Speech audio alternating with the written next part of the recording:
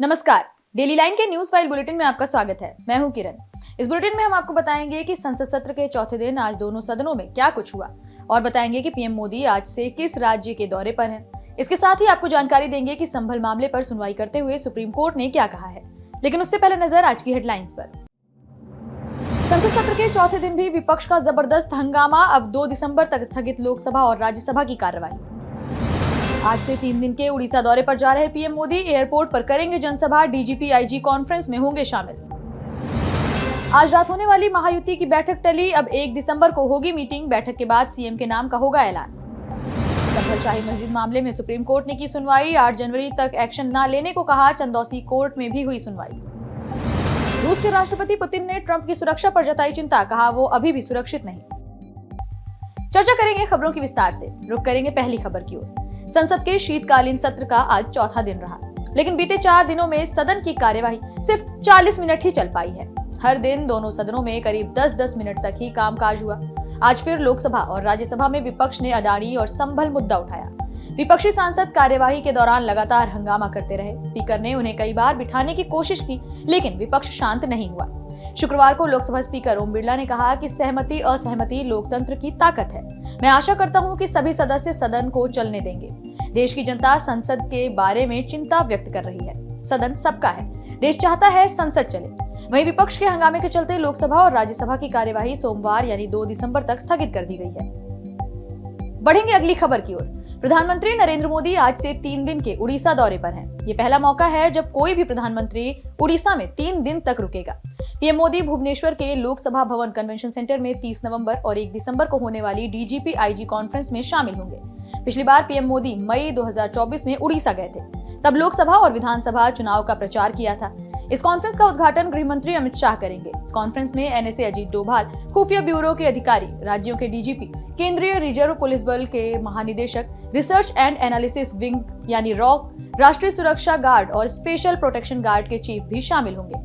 गृह मंत्री के उड़ीसा एयरपोर्ट पहुंचने पर सीएम मोहन मांझी ने उनका स्वागत किया। इस कॉन्फ्रेंस में कानून और व्यवस्था के मुद्दों पर राज्य के प्रदर्शन की जांच, देश में सुरक्षा और कानून प्रवर्तन एजेंसियों के सामने आने वाली चुनौतियों से निपटने के तरीकों का पता लगाने पर चर्चा की जाएगी। सम्मेलन के दौरान आंतरिक सुरक्षा, वामपंथी उग्रवाद, आतंकवाद और आतंकवाद रोधी साइबर अपराध और एआई से आने वाली चुनौतियों जैसे मुद्दों पर चर्चा की जाएगी। रुक करेंगे अगली खबर की ओर। महाराष्ट्र विधानसभा चुनाव के नतीजे के आज 7 दिन पूरे हो चुके हैं। अभी तक महायुति ने सीएम का ऐलान नहीं किया है।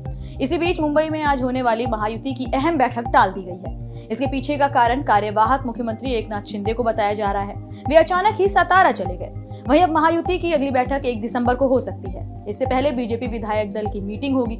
इस मीटिंग में 2 ऑब्जर्वर्स की मौजूदगी में मुख्यमंत्री के नाम का ऐलान किया जाएगा। वहीं बीजेपी सीएम के लिए मराठा चेहरे पर भी विचार कर सकती है। इस बैठक के बाद महायुति की बैठक बुलाई जाएगी। गुरुवार रात एकनाथ शिंदे, देवेंद्र फडणवीस और अजित पवार ने दिल्ली में गृह मंत्री अमित शाह और बीजेपी अध्यक्ष जेपी नड्डा के साथ मीटिंग की। एकनाथ शिंदे ने आधे घंटे तक शाह से अकेले में बातचीत भी की। जानकारी के मुताबिक हाईकमान ने शिंदे को डिप्टी सीएम या केंद्रीय मंत्री पद ऑफर किया है। शिंदे केंद्रीय मंत्री बनने का मन बनाते हैं तो उनके गुट से किसी दूसरे नेता को डिप्टी सीएम बनाया जा सकता है।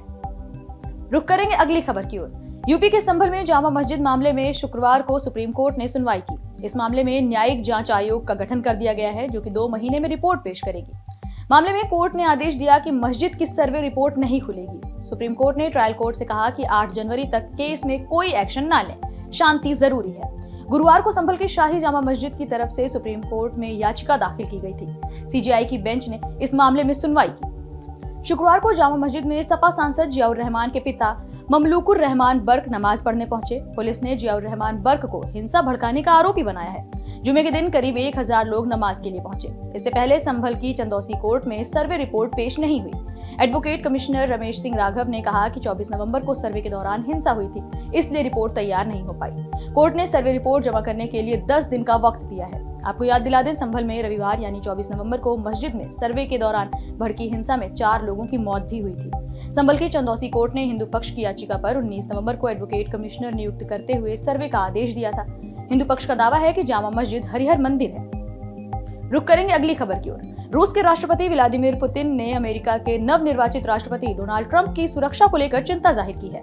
पुतिन ने कहा है कि राष्ट्रपति चुनाव जीतकर ट्रंप ने एक बड़ी परीक्षा पास कर ली है, लेकिन अभी भी वे सुरक्षित नहीं है। पुतिन ने आगे कहा कि ट्रंप को रोकने के लिए कई गलत तरीके इस्तेमाल हुए हैं। उन पर 2 बार जानलेवा हमला भी किया गया।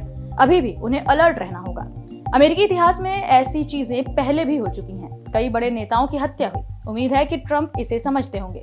पुतिन ने ये बातें कजाकिस्तान में कही। वो यहाँ एक डिफेंस समिट में हिस्सा लेने के लिए पहुंचे थे। यूक्रेन को लंबी दूरी के हथियारों का रूस में इस्तेमाल करने की अनुमति देने पर पुतिन ने कहा कि बाइडेन प्रशासन जानबूझकर ट्रंप के लिए मुश्किलें बढ़ा रहा है। हालांकि ट्रंप एक होशियार राजनेता हैं जो जंग खत्म करने के लिए कोई न कोई समाधान ढूंढ लेंगे।